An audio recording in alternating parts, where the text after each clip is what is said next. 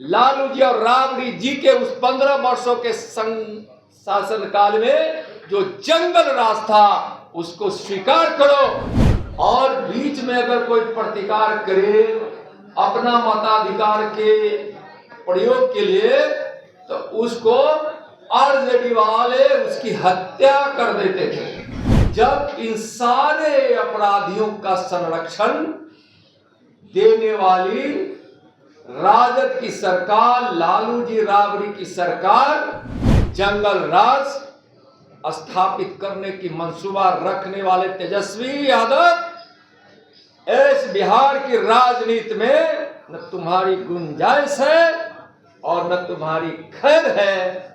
और मैं जितने सवाल किया हूं, अगर हिम्मत है तो चुनौती देते हैं, इस बात को लेकर बिहार के लोगों के सामने खड़े होकर स्वीकार करो कि हमारे परिवार के, हमारे माता पिता लालू जी और राबड़ी जी के उस 15 वर्षों के शासन काल में जो जंगल राज था उसको स्वीकार करो।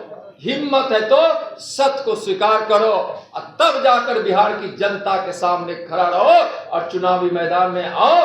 तेजस्वी तुमको चुनौती देता का राबड़ी लालू शासन, राजद के शासन काल जंगल राज के रूप में था। जंगल राज जनता सोचकर आज भी कांप उठती है।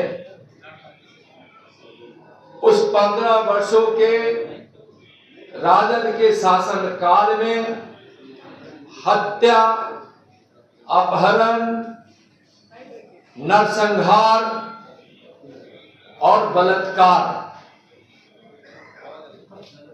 इसी रूप में उस जंगल राज को लोग जानते हैं और यही राजद के शासन काल की पहचान रही है। आप गौर करेंगे उन 15 वर्षों में 32,000 से ज्यादा अपहरण की घटनाएं घटी। स्कूली बच्चों का अपहरण, माताओं बहनें बेटियों का अपहरण, डॉक्टर इंजीनियर व्यापारी और किसानों का भी अपहरण। यानी उस समय अपहरण का उद्योग था उस जंगल राज में।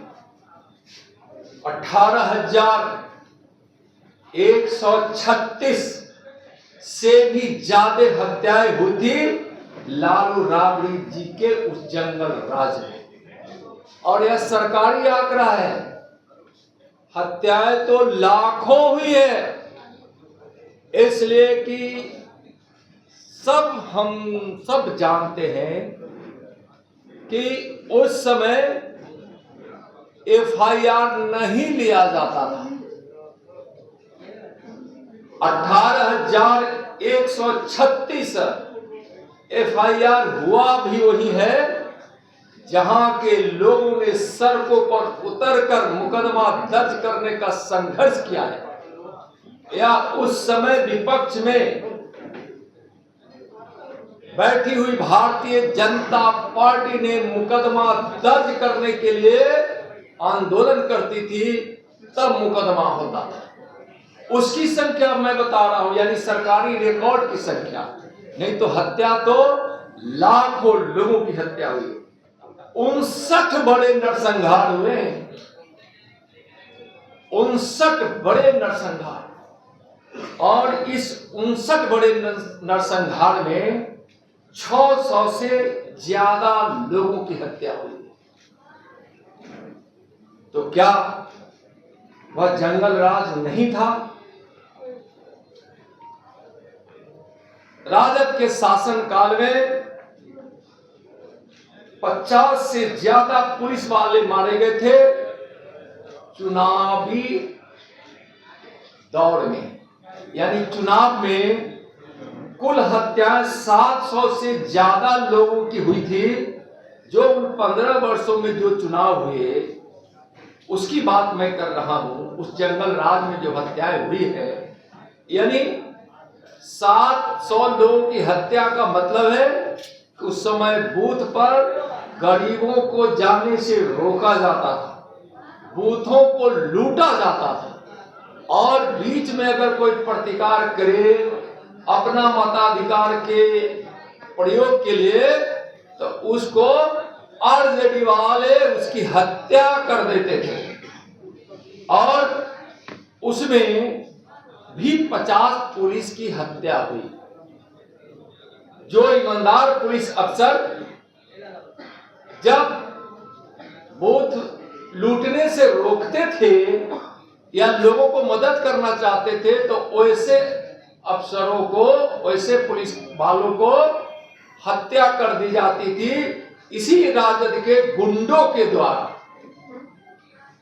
तो सोचिए कि उस समय की भयावह स्थिति थी, भयाक्रांत होते थे लोग वहां। और सबसे ज्यादा उस जंगल राज में जो प्रताड़ित हुए वह गरीब हुए, हमारे मासूम बच्चे हुए। बच्चे भी स्कूल जाने से डरते थे, लेकिन बच्चों के भविष्य को देखते हुए मजबूरी में अगर कोई अभिभावक उनके माता पिता स्कूल बच्चों को भेज भी देते थे तो उस समय में भय में जीते रहते। और कितने बच्चों का अपहरण उस समय हुआ है, इसका भी एक बड़ा रिकॉर्ड है। उस समय अटल बिहारी वाजपेयी जी को भी बिहार आकर कहना पड़ा था कि हमारा किसलय लौटा दो। और एक किसलय नहीं, सैकड़ों किसलय जैसे मासूम बच्चों का अपहरण हुआ है। और आश्चर्य तो तब होता है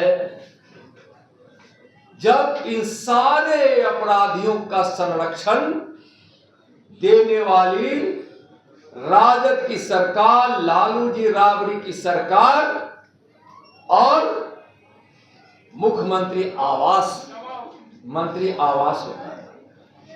जब फिरौती के लिए अपहरण होता था तो जब इसकी पंचायत मुख्यमंत्री आवास पर हो और जेडी के मंत्रियों के घर पर हो तो सोचिए इससे बड़ी शर्मनाक बात और कुछ हो ही नहीं सकती। तो उस जंगल राज से बिहार के लोग आज भी कहानियां सुनकर भयभीत हो जाते हैं। जंगल राज स्थापित करने की मंसूबा रखने वाले तेजस्वी यादव इस बिहार की राजनीति में न तुम्हारी गुंजाइश है और न तुम्हारी खैर है। बिहार की जनता 2025 में राजनीति के अखाड़े में चित करेगी और धूल चटा देगी। आप सोचिए कि इस प्रकार के वातावरण में जहां अपराधियों को सजा मिलनी चाहिए, संरक्षण मिलता था, तो उसको सरकार कहना ही गैर मुनासिब होगा। वह सरकार ही अपराधी थी, वह सरकार ही कानून को तोड़ने वाली थी। उस अपराधी सरकार से जो जंगल राज स्थापित हुआ था, अब बिहार उस दिन को देखेगा भी नहीं, देखना भी नहीं चाहता है। सावधान तेजस्वी यादव। मैं 2 दिन आपको मैं याद कराना चाहूंगा 2020 का, जब उस समय बिहार विधानसभा के मतदान जो अंतिम तिथि में हुई थी वह था 7 नवंबर 2020। और 7 नवंबर 2020 के मतदान के बाद कोई बिना जानकारी रखने वाला ज्योतिष ने उनको कह दिया कि आप तो मुख्यमंत्री होने वाले हैं। तो तेजस्वी जी के घर पर जो जश्न मना था उस 2 दिनों के बीच, यानी 7 नवंबर 2020 से लेकर जो परिणाम घोषित होने की तिथि थी 10 नवंबर 2020 उस 2 दिनों में, वो तो अच्छा था कि उस समय मुख्यमंत्री नीतीश कुमार जी थे और इंडिया की सरकार थी, लेकिन हमारी सरकार बनेगी इस खुशी में उसने जो फिल्म का ट्रेलर दिखाया था और जो तांडव किया था आरजेडी के गुंडों ने, उनके नेताओं ने, इसलिए कि उनके नेताओं में और गुंडों में कोई फर्क नहीं है, तो उन आरजेडी के गुंडों ने जो तांडव किया था, लूट खसोट अपहरण की धमकी, आज दे दो 2 लाख, नहीं तो 2 दिन के बाद दोगे 20 लाख, दुकानें बंद रह गई थी उस 2 दिनों में, लोग भय के मारे कांप रहे थे, सोच रहे थे कि अगर यह जंगल राज वाला आ गया तो ना जाने मुझको बिहार छोड़ना पड़ेगा, कि हमारी मां बहनों का बलात्कार अपहरण होगा, हमारे बच्चों का अपहरण होगा, डॉक्टर इंजीनियर किसान मजदूर से लेकर व्यापारियों का अपहरण होगा, किसकी कहां हत्या होगी, कहां जातीय उन्माद होगा, कहां नरसंहार होगा। इस भय से 2 दिन बिहार न सोया था और न वह ठीक से खाया पिया ही था। पैनोरमा ग्रुप, जो सोचता है वो करता है, आपके अपने सपनों का आशियाना। ये लो मुंह मीठा करो, आज मैंने अपना जॉब छोड़ दिया, अब हम पूर्णिया वापस जाएंगे। जॉब छोड़ दिया है? मतलब ये घर कैसे चलेगा, हम करेंगे क्या और माँ बाबूजी क्या बोलेंगे? इसलिए मैं एक और मिठाई का डब्बा लाया, अपने बिजनेस के लिए लोन अप्रूव हो गया। अरे लोन अप्रूव हो गया वो तो ठीक है, लेकिन पूर्णिया में हम रहेंगे कहाँ? अपना घर भी तो नहीं है वहां। इसलिए तो एक और मिठाई का डब्बा अलग से लाया हूं, हमने पूर्णिया में घर ले लिया है, पूर्णिया के ई होम्स पैनोरमा में। पूर्णिया में पैनोरमा ग्रुप लेकर आए हैं ई होम्स पैनोरमा, बड़ा घर, आलीशान जिंदगी और अत्याधुनिक सुविधाओं के संग। अरे अब क्यों मुंह मीठा करवा रही हो? क्योंकि हम घर वापसी जो कर रहे हैं। घर वापसी की खुशी पूर्णिया में ई होम्स पैनोरमा के संग। ई होम्स पैनोरमा, लग्जूरियस,